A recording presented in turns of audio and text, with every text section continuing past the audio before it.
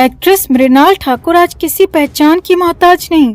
TV से film industry में आकर अपनी जगह बनाना कोई आसान काम नहीं है। नेपोटिज्म और ग्रुपिज्म के दौर में मृणाल ने बॉलीवुड में अपनी खुद की मेहनत से बड़ा मुकाम हासिल कर लिया। कुमकुम भाग्य में अपने किरदार बुलबुल से मृणाल को घर घर में पहचान मिली, जिससे उन्हें काफी पॉपुलैरिटी मिली। इसके बाद एक्ट्रेस ने बॉलीवुड इंडस्ट्री में अपने पैर जमाने का मन बनाया और फिर विकास बहल की फिल्म सुपर 30 से बॉलीवुड में डेब्यू किया। फिल्म में वो ऋतिक रोशन के ऑपोजिट नजर आईं। कुल मिलाकर बॉलीवुड में मृणाल का एक अलग ही चार्म है। अपने हार्ड वर्क और टैलेंट के दम पर अपनी अलग पहचान मृणाल बना चुकी हैं।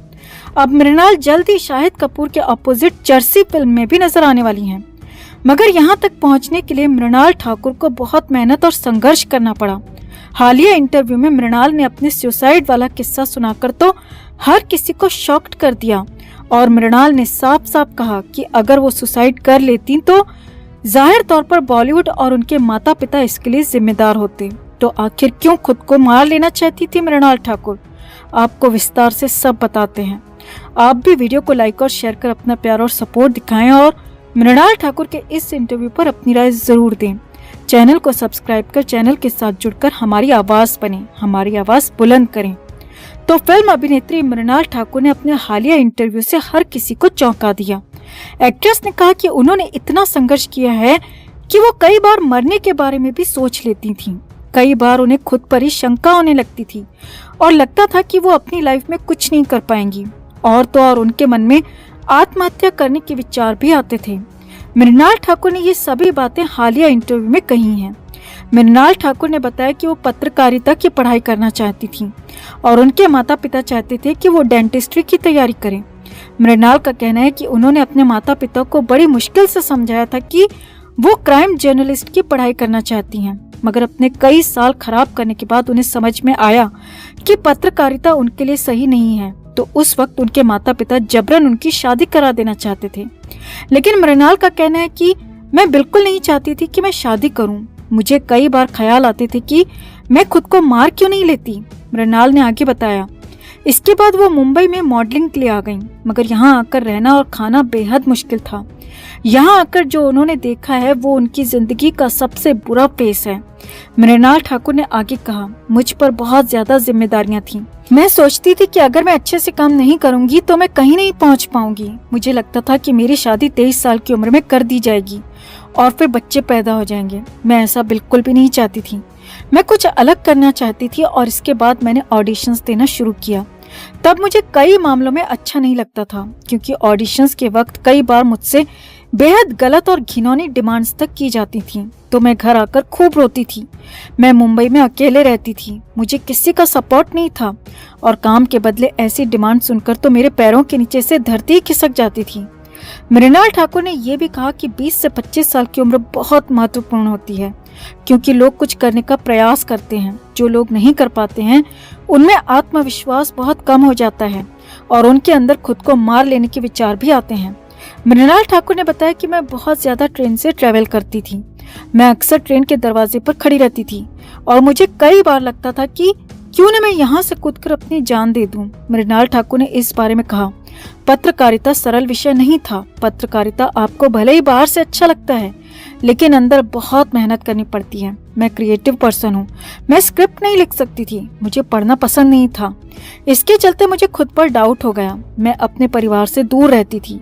मैं मुंबई में अकेली रहती थी। आपको अपने भाड़े और खाने का हिसाब रखना पड़ता है।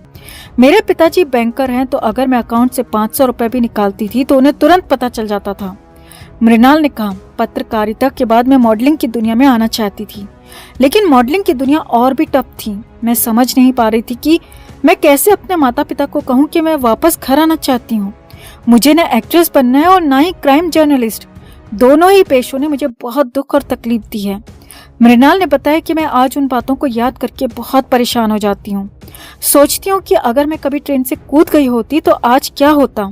आज मैं जहाँ हूँ उस संघर्ष को याद कर मैं बहुत परेशान हो जाती हूँ। मेरा मन बहुत विचलित हो जाता है।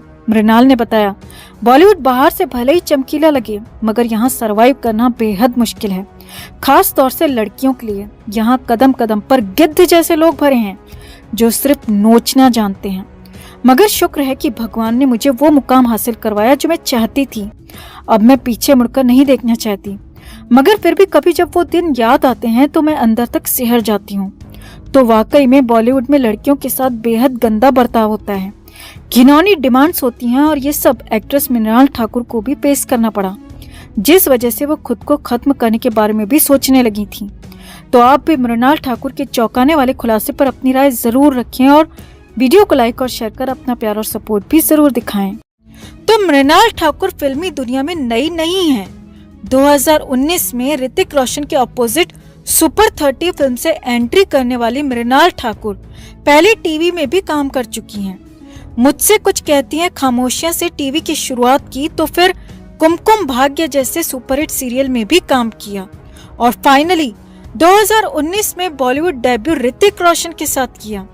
ऋतिक जैसे बड़े स्टार के साथ काम करने के अलावा मृणाल एक इंटरनेशनल फिल्म भी कर चुकी थी, यानी कि मृणाल को लोग जानते थे, उनका काम भी जानते थे। मगर इसके बावजूद भी मृणाल के साथ वो हुआ जो कल्पना से परे था।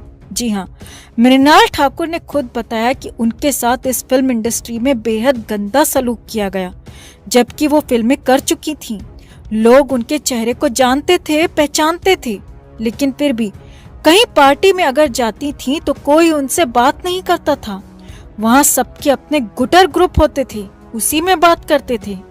अगर उनके ग्रुप में जाकर बात करने की कोशिश करो तो साफ साफ मुंह पर बोल देते कि तुम टीवी वालों के साथ जाओ, यहाँ तुम्हारी जरूरत नहीं है। जी हाँ, इंटरनेशनल फिल्म करने के बाद, ऋतिक रोशन जैसे बड़े स्टार के साथ काम करने के बाद भी मृणाल ठाकुर को कहा जाता कि टीवी वालों के साथ जाओ। इतना ही नहीं, मृणाल ठाकुर ने बताया कि कुछ बड़े बड़े फिल्मी घराने जो कि खुद को सो कॉल्ड बॉलीवुड का बाप समझते हैं, वो तो बाहरी लोगों को यहाँ घुसने देना नहीं चाहते। मृणाल ठाकुर ने बताया कि किसी प्राइवेट फंक्शन में अगर कोई साथ में दिखा तो साथ में फोटो खिंचवाने से मना कर देते, साथ में सीट शेयर करने से मना कर देते, और यहाँ तक कि आयोजकों को कह देते कि अगर टीवी वालों को और इन सब लोगों को यहाँ बुलाना है तो फिर हमें ना बुलाओ। तो ऐसे में मैं खुद ही वहाँ से वापस चली आती। और ये एक बार नहीं हुआ, बल्कि बार बार कई बार हुआ है, और कई बार कई तरीके से बेइज्जत किया गया, कई तरीके से परेशान किया गया, गंदा सलूक किया गया, गलत व्यवहार किया गया। और मृणाल ठाकुर ने बताया कि उनके साथ तो इतना गंदा सलूक हुआ कि वो उसे बयां तक नहीं कर सकती, वो घर आकर रोती थी। जी हाँ, मृणाल ठाकुर ने बताया कि उन्होंने कभी ये सब नहीं देखा था, न कभी ये झेला था, और इसीलिए मृणाल ठाकुर घर आकर रोती थी, क्योंकि मृणाल ठाकुर बड़ी फिल्में कर चुकी थी। वो चाहती थी कि उन्हें भी वो तवज्जो मिले, लेकिन मृणाल ठाकुर ने बताया कि उसके पेरेंट्स उसे समझाते थे और कहते कि तुम आगे बढ़ो, इन नीच लोगों की बातों पर ध्यान मत दो। और मृणाल आज अपने पेरेंट्स को शुक्रिया कहती हैं, क्योंकि उनकी ही वजह से वो मजबूत बन पाई और इस बॉलीवुड के गंदे कॉकस को तोड़ पाई। वैसे आपको एक और बड़ी बात बता दें कि यही सब कुछ बिल्कुल ऐसा ही हूबहू सुशांत सिंह राजपूत के साथ भी हुआ था। सुशांत के साथ भी यही सब कुछ होता था दोस्तों। उन्हें इवेंट्स में किनारे कर दिया जाता था, पार्टी में तो सुशांत को बेइज्जत किया जाता था, और यहाँ तक खबरें थी कि कुछ पार्टीज में तो सुशांत के साथ बदतमीजी भी हुई। और यही सब कुछ मृणाल ठाकुर के साथ भी हुआ, जो बॉलीवुड का गंदा सच है।